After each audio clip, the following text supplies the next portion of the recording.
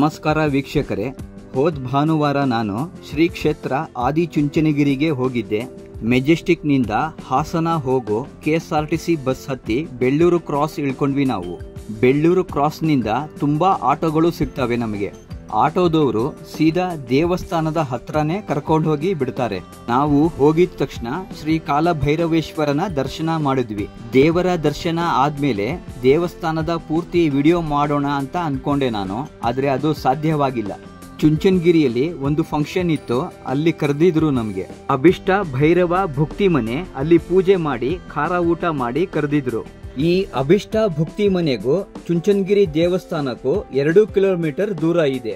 ನಾನು ಏನ್ ಅನ್ಕೊಂಡೆ ಅಂದ್ರೆ, ಊಟ ಮಾಡಾದ್ಮೇಲೆ ಮತ್ತೆ ದೇವಸ್ಥಾನಕ್ಕೂ ಹೋಗಿ ಪೂರ್ತಿ ವಿಡಿಯೋ ಮಾಡೋಣ ಅಂತ ಅನ್ಕೊಂಡಿದ್ದು. ಆದ್ರೆ ಅದು ಆಗ್ಲಿಲ್ಲ.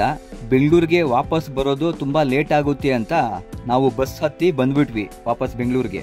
ಇನ್ನೊಂದ್ಸಾರಿ ಆದಿಚುಂಚನಗಿರಿಗೆ ಹೋಗಿ ಪೂರ್ತಿ ವಿಡಿಯೋ ಮಾಡಿಕೊಂಡು ಬರಬೇಕು. ಬೆಂಗಳೂರಿಂದ ಆದಿಚುಂಚನಗಿರಿಗೆ 118 ಕಿಲೋಮೀಟರ್ ದೂರ ಇದೆ. ಇಲ್ಲಿ ಭಾನುವಾರ ಸೋಮವಾರ ಹೋದ್ರೆ ತುಂಬಾ ಜನ ಇರ್ತಾರೆ.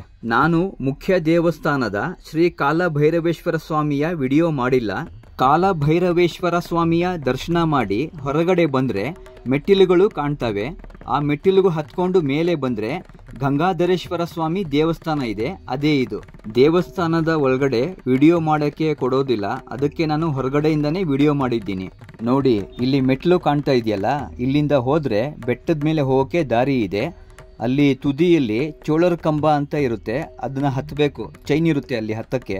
3 ವರ್ಷಗಳ ಹಿಂದೆ ನಾವು 5 ಜನ ಫ್ರೆಂಡ್ಸ್ಗಳು ಸೇರಿ ಹೋಗಿದ್ವಿ. ಬೆಟ್ಟ ಎಲ್ಲ ಹತ್ತಿದ್ವಿ. ಇನ್ನೇನು ಆ ಚೋಳರ ಕಂಬ ಹತ್ತಬೇಕು, ಅಷ್ಟರಲ್ಲಿ ನಮ್ಮ ಫ್ರೆಂಡ್ಗಳು ನಂಗೆ ಆಗ್ತಿಲ್ಲ, ಭಯ ಆಗುತ್ತೆ ಅಂತ ವಾಪಸ್ ಬಂದ್ಬಿಟ್ವಿ ನಾವು. ಬೆಟ್ಟದ ಮೇಲಿಂದ ಪೂರ್ತಿ ಊರು, ಪ್ರಕೃತಿಯ ಸೌಂದರ್ಯ ನೋಡೋಕೆ ತುಂಬಾ ಚೆನ್ನಾಗಿ ಕಾಣಿಸುತ್ತೆ. ನನ್ನ ವಿಡಿಯೋಗಳು ನಿಮಗೆ ಇಷ್ಟ ಆದರೆ ಲೈಕ್, ಸಬ್ಸ್ಕ್ರೈಬ್, ಕಾಮೆಂಟ್ ಮಾಡಿ. ಧನ್ಯವಾದಗಳು.